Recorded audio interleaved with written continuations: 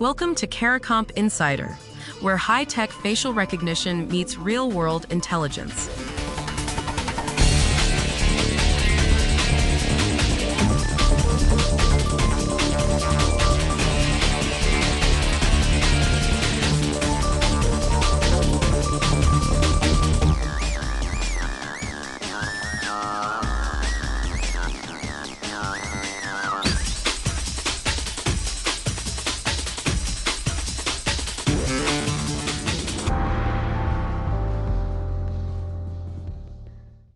Imagine you're at a friend's birthday party. Someone across the room is wearing a normal-looking pair of glasses.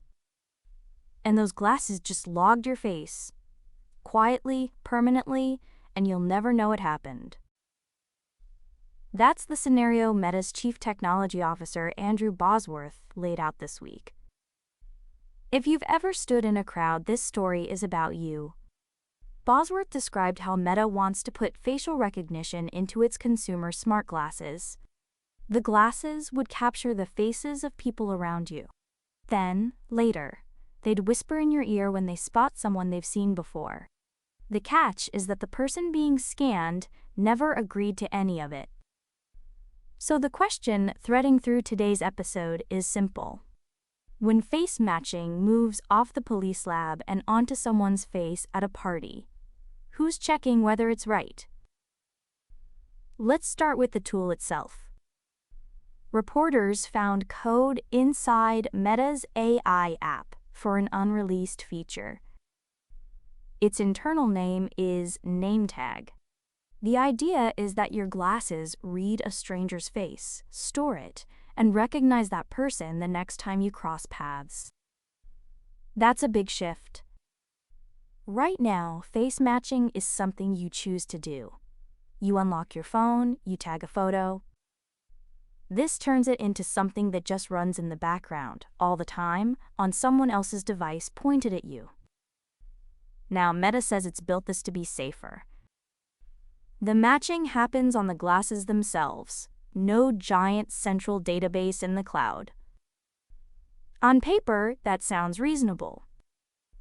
But here's why some people are slow to trust it. Meta once collected and stored the faces of 1 billion people through Facebook. 1 billion. That database only got deleted after Texas and Illinois sued the company. So when Meta says, "Trust us, it stays on the device," a lot of people remember what happened last time. And this matters because the technology isn't perfect. The Innocence Project has documented at least 7 confirmed cases where facial recognition pointed at the wrong person. 6 of those cases involved Black people who were wrongfully accused. 6 out of 7. That's not a rounding error, that's a pattern. When trained analysts using controlled systems still get it this wrong, imagine the error rate on a pair of consumer glasses at a crowded party. There's a number that makes this even sharper.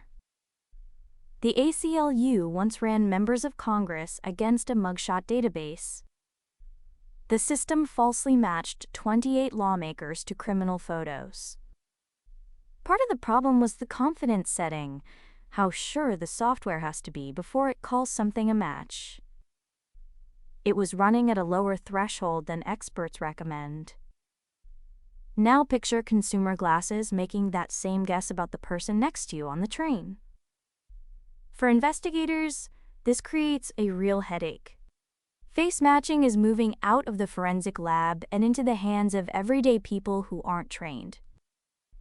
Soon, a detective might get handed evidence that came from someone's glasses.